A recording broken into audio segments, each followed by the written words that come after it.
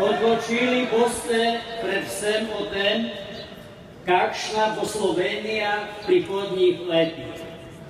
Odločili boste o prihodnosti svoje države, pa tudi o tem, katere vrednote bo oziroma katerih Slovenija ne bo podpirala v skupni Evropi.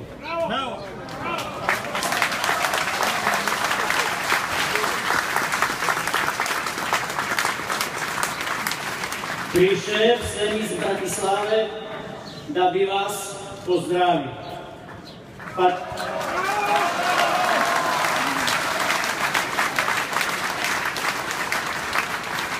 Pa tudi zato, da vam povem, da imate eno zares dobro možnost izbire.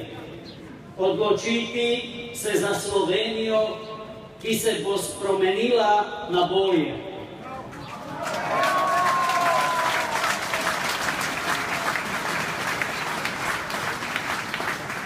Ki bo uvedla reforme, ki bodo prinesle nove zaposlitvene priložnosti.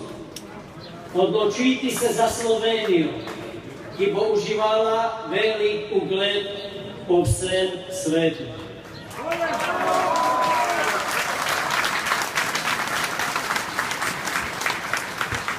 Prepričan sem, da se ta možnost imenuje Slovenska demokratska stranka in slovenska opozicija.